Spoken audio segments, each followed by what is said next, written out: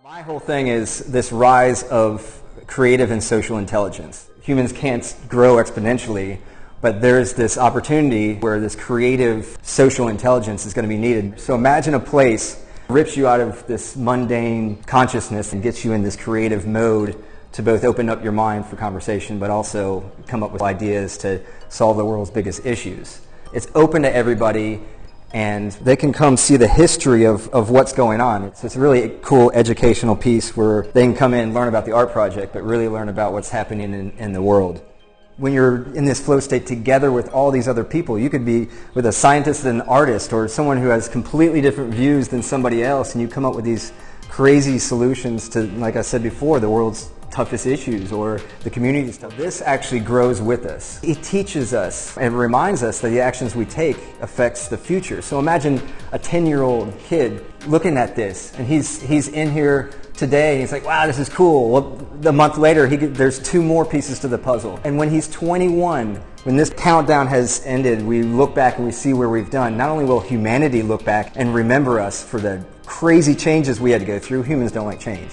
I mean, there's a lot that's going to happen in the next decade that we're going to have to deal with. So he's going to look back, and everyone's going to look back and say, I was there during that time. And you'll be able to live through that, whatever age you are.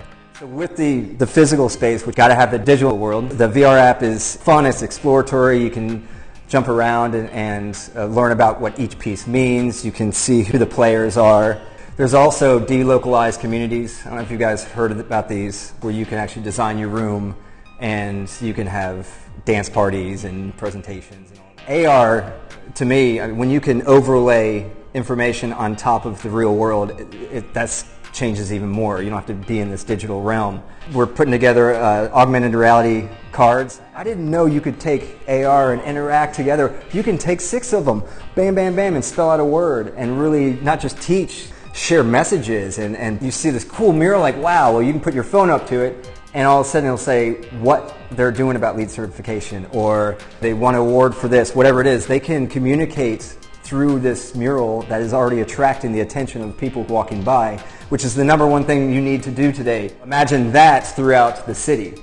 Different buildings, different businesses, different organizations, and they're mapped. So people can come check out the locations all around. So now we're facilitating people traveling around the city and exploring the city in different venues.